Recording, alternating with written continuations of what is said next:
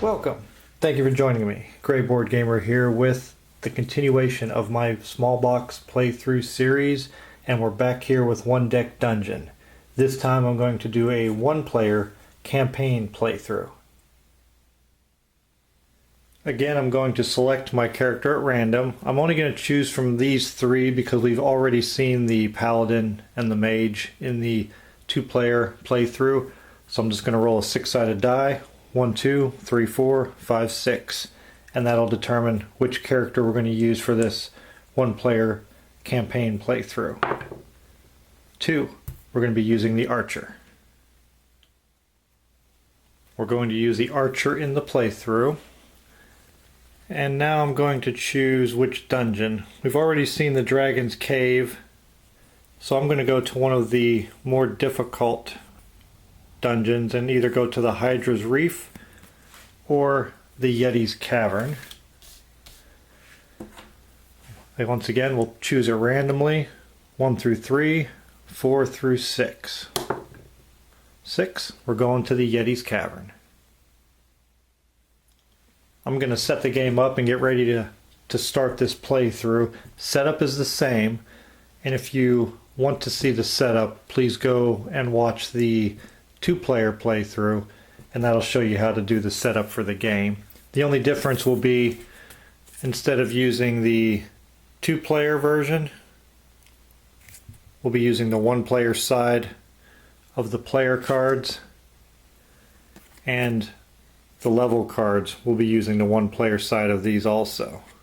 And the difference is, on the two-player side, they only get one item and one skill. On the one-player side, we can start out with 2 skills in place of just 1. Give you a little bit more. And you can see on the character also,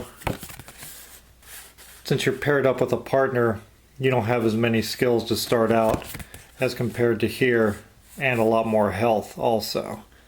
And the Archer is a pretty balanced starting character too. So we'll see how we fare. I've never played the Yeti's Cavern, so we'll see how this goes. We're set up and ready to begin. Let's take a quick look at what's different on our character now that we're using the one-player side. Our Archer starts with 2 strength, 3 agility, 2 magic, and 5 health.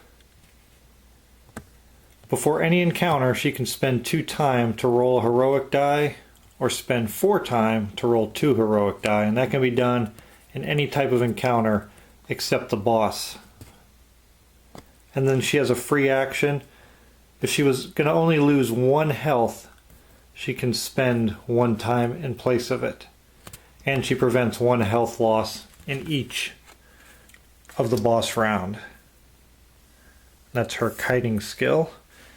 And the Yeti's Cavern. Let's take a look at what we have to deal with here. For peril encounters, we have a shield we have to fill, or we lose time. And for combat encounters, we have a magic 3 and a 4 that we have to fill, or we lose time. And time hurts us because if you spend at least 4 time during an encounter, you lose a health. And that's the freezing winds of the Yeti's Cavern causing us cold damage. So those time loss is a pretty clever way of simulating standing around in the cold too long. And I almost forgot my potion. Part of the setup. I should have 1 potion on my turn reference card. Now we're ready to go.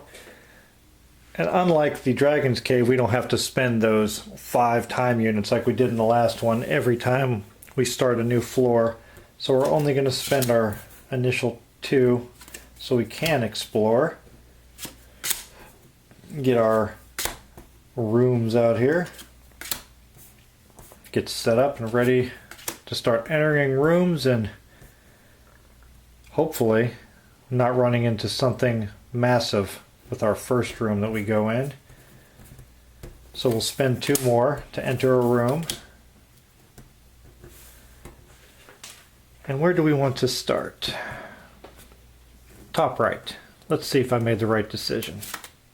Looks like I may have, because it's only a 2 experience encounter. And it gives us more magic, which we only have 2 of if we can succeed. Do we want to do the magic shield or rush through it? Magic shield, we would need a 6. Or a total of 6, but we can only roll 2 dice. But I could spend a couple of time to get a heroic die. But I don't want to go through time that quick. What if I rush through? If I rush through, I need an 11 total. That's much more difficult, but I get to roll 3 dice.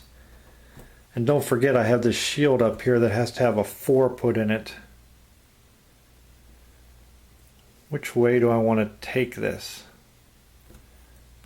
I think rushing through it would be smarter because I won't lose that 1 time, and I could spend the 2 to get a heroic die to help me out. I am going to give it a shot. Is that in frame? No. Hold on, let me adjust the camera. And I have to remember,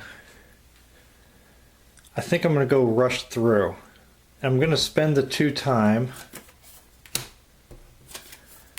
We don't want to spend 2 more because then we'll take a wound because of the freezing winds. I'm spending the 2 time to give myself a heroic die.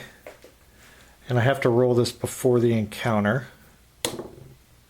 That's a great start. And we're trying to rush through, so we need 3 magenta. Hopefully we can get a 4 on one of these, that way we can keep the 5 for the rush through. Oh, that's a great roll. That worked out perfect. Definitely can't complain about that. This 4 will go to the shield first like it has to. And then we got 14, easily takes care of that 11 on there. Not a problem at all. We managed to rush through the arrow wall, dodging them, Indiana Jones style. Made it right through there. Definitely going to take that as magic. That way we have 3 magic also. That means we're only literally lacking in strength because we have 2. But that's okay. And we only spent 2 there, so the freezing winds did not affect us. Let's go down 1, see what's in here. It's another arrow wall. And this is worth a strength, but I can only have 1 item. So it would replace the magic, so no point on doing that. But it has this nice dodge ability here where I can put an agility die on there to prevent a wound, or in a boss fight prevent 2 wounds. And this time maybe I'll go with the magic shield since I can roll 3 magic dice.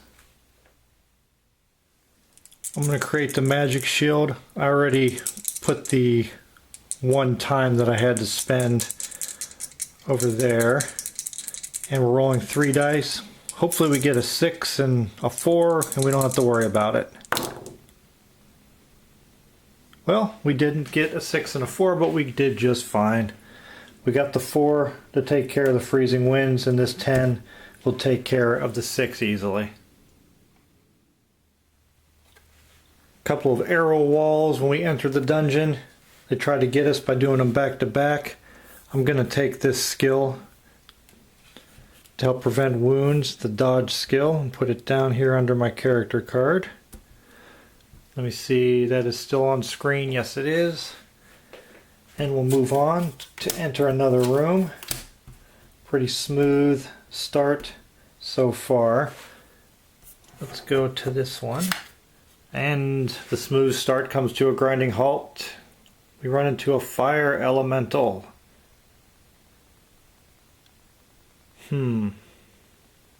That's tough. Let's see, we would need a 3, a 6. We'd need a couple of 6s. Then we need a total of 11 in magic. Plus we have these 2 boxes to fill here. I can prevent 1 wound with a agility die. And this would... I could replace my magic with this one, because that would give me a health. Then I can change any or all of my dice to 4s using the consistency skill. Well, a couple of choices to make here. Let me look and see if I'm able to take this thing on this early in the game. I think I'll give it a shot and see what happens. At least think about it. Let me put the dice over here while I'm thinking about it to see if this is feasible or not. So we would need a couple for there. And if I spent 2 time, before the encounter, 1 hero loses a wound. I don't think so. I'm going to go ahead and pass on the fire elemental. I'm going to flee. I don't think I was ready for that yet. So we'll spend 2 and see what we have in our other room. And it's another elemental. This time it's ice. Before the encounter, spend 3 time. That hurts, especially here in the Yeti's cavern, because 1 more time loss would be a wound. That's a tough one to pass up too. I don't have the strength for it though. So we'll go ahead and spend 2 to explore so we can get a couple more rooms out here. And hopefully spend 2 more. Hopefully these are not experience 4 encounters also. Well, here's a 3. Flame statues. I could dodge them, which I would have to roll up to 14, or I can disenchant. This one's more likely, but I have to spend 3 time to do it. I'll choose to do the disenchant, which means I have to spend 3 time. Hopefully I don't lose 1 more unit of time, because 1 more unit lost means the freezing winds they'll get me. So I don't want to use my Eagle Eye ability because I would automatically take a damage. So here we go. Let's get a couple of good dice here. There we go. Perfect. The 4 will cover the freezing winds and the 5s equal 10, and that's enough to disenchant this flame statue. We made it past another peril, and I'm going to take this ability here where I can add a agility die to roll 2 strength die, and that could really be useful in combat, especially early on here since I only have the 2 strength. If I come across something that needs more strength, I can sacrifice one of my agility dice to do so. With that new backstab ability, I might consider going after this ice elemental. Before I do that, I'd like to see what's in the other room. It's flame statues again. I'm going to go the same route, disenchant again. I already spent the 3 time that I needed to spend to do so, so I don't want to lose 1 more. Oh! Definitely can't roll any worse. I've managed to roll as bad as possible, which means I cannot cover the shield, which means I cannot put any on here. So I'm going to lose 1, 2, 3, 4 time.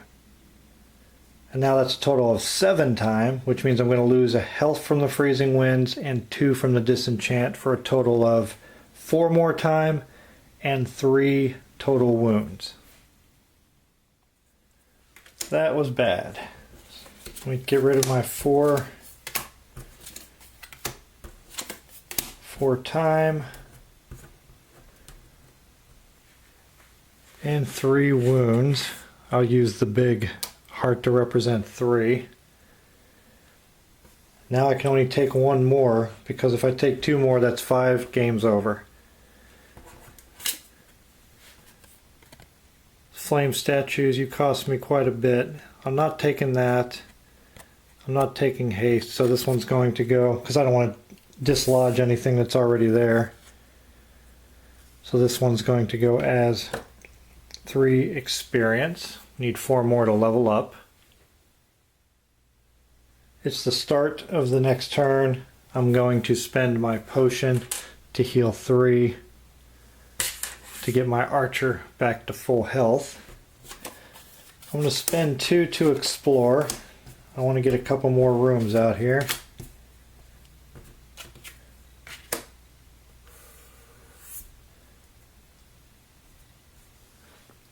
And we're getting close to that stairway.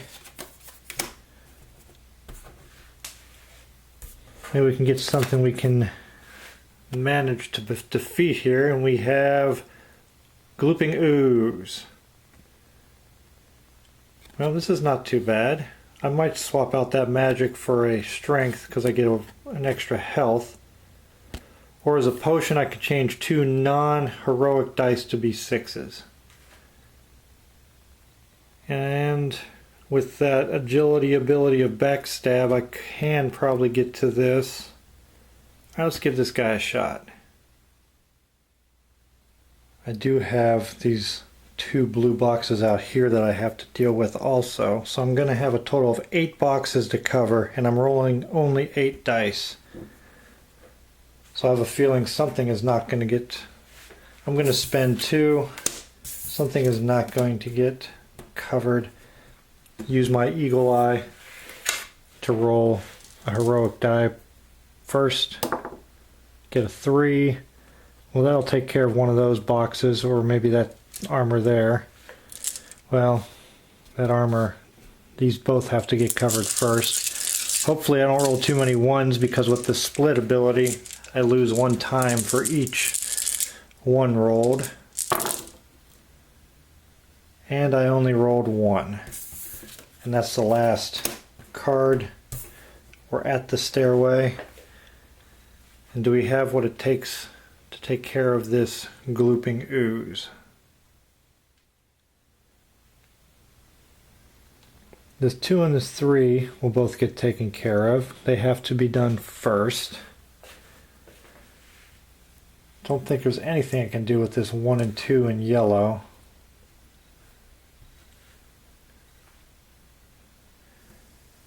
I can prevent a wound by using an agility die. And I could use an agility die to roll 2 strength die. So I'll take this 2, place it on there, move these over a little bit to backstab, and roll 2. And I got a 6. Nice. So that 6 will take care of that wound there. I don't think, let's see, 3. I'm going to lose time either way, which means I'm going to end up taking a wound because I already spent 3 time here. So if I put that 5 there, that'll cover that. Then we have these 2 4s. Both are going to cause a wound.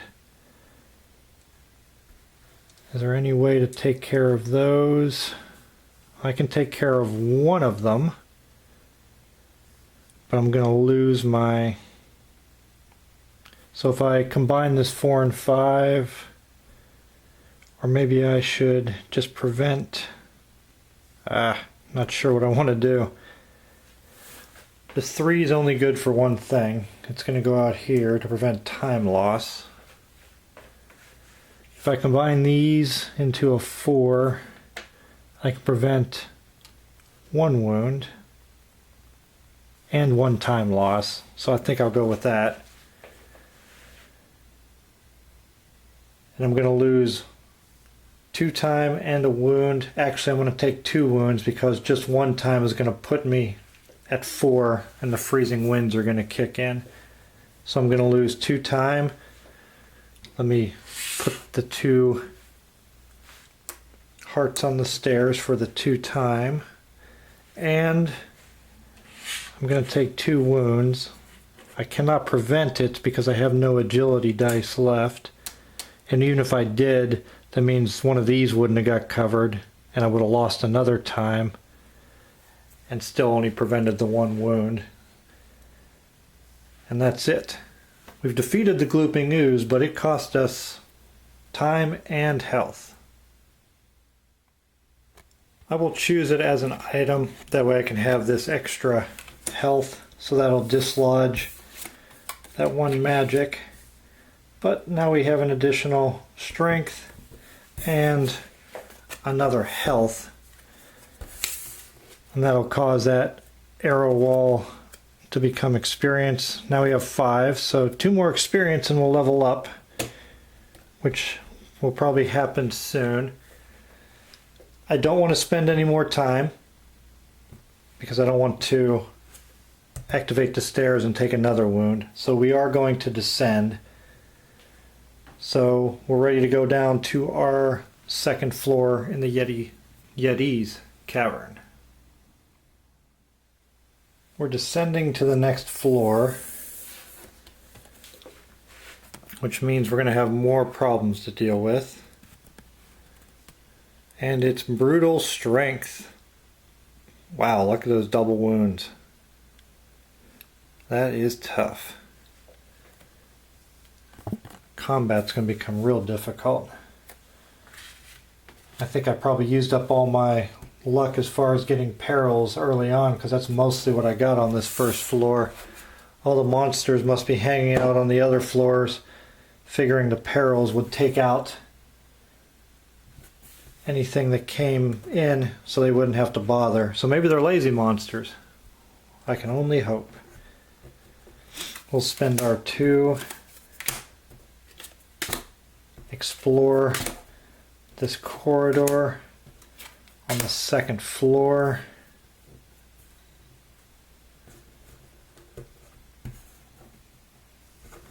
Spend a couple more. And let's start down on the bottom left. And we got a plague rat. X equals 4 per open door, including this one, so this X is only equal to 4. We could spend 2 dice to roll another one again, and that's not too bad. But my 1 agility lets me roll 2. Well, I'll think about it, but first I got to get past this plague rat. There are a lot of boxes to fill now, thanks to this brutal strength. So I will spend 2 to activate my eagle eye and roll a heroic die at the beginning here. Got a 4. That's pretty darn good.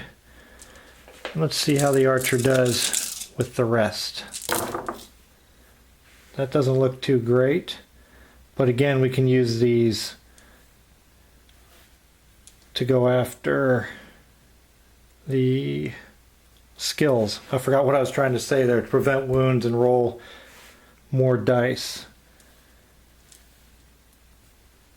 We do have a shield we have to take care of first. And we do have these blue out here and that yellow 5 out there.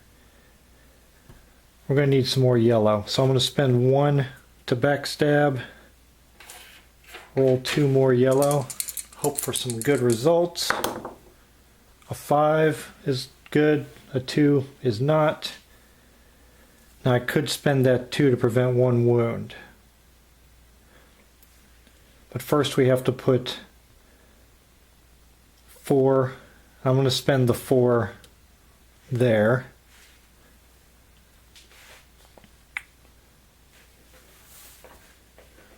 But we have a 4 out here also. We can lose 1 time, that'll be okay. Let's take care of these big wounds first. So we got that double wound there. Here's some time right there. We want to save that. We'll take the 5 there. This 4 can cover that. So we still have a 3 out there.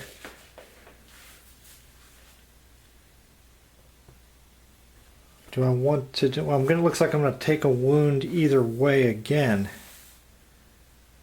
But this time I'm going to play it different. I'm going to combine these two into a heroic 3. That'll cover this 3, which is a wound in time.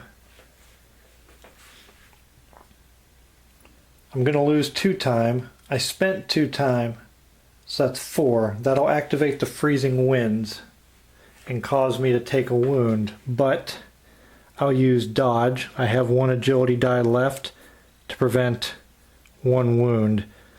So I will lose the 2 time from here, but I managed to stay just warm enough to avoid taking cold damage from those freezing winds.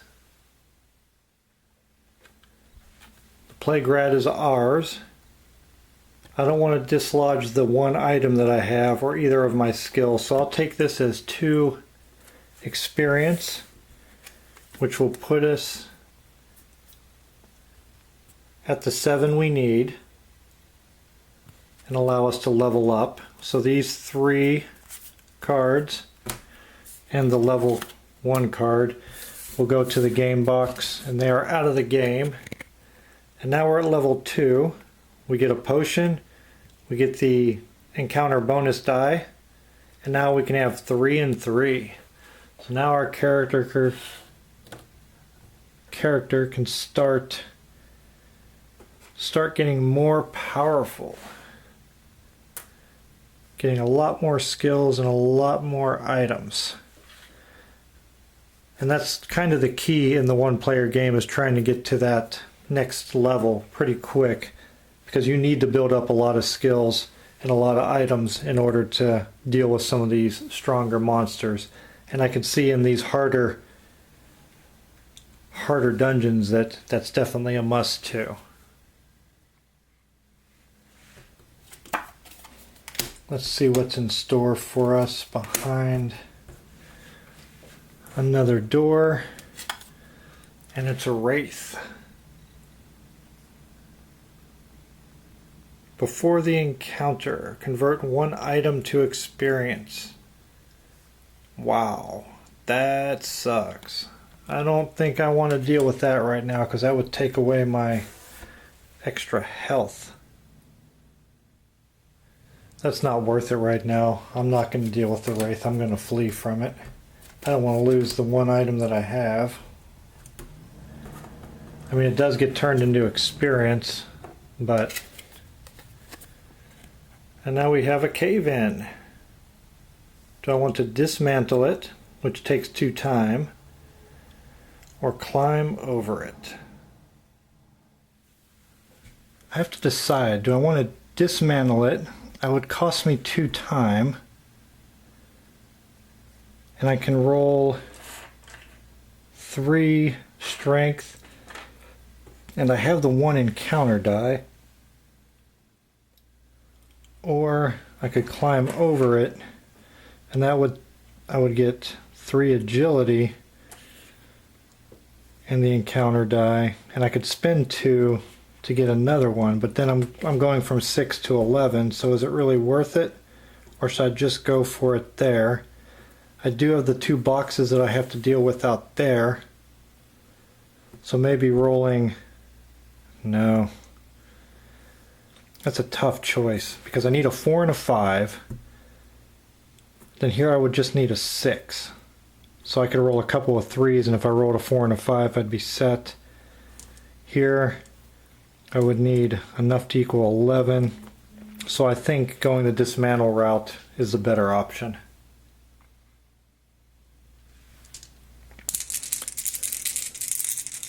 Need a 4 and a 5, and at least a couple of 3s.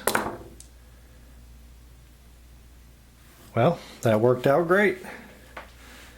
We got a 5. That'll take care of the shield first.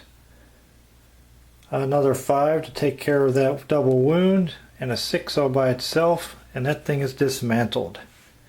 And I did not spend the 2 time that I am required to do so to dismantle it, but that's okay. We're successful. Thank you for watching. Please take a moment to click on these links and consider supporting the channel through Patreon. If you'd like to make a one-time donation, the link to my GoFundMe page is in the video description below.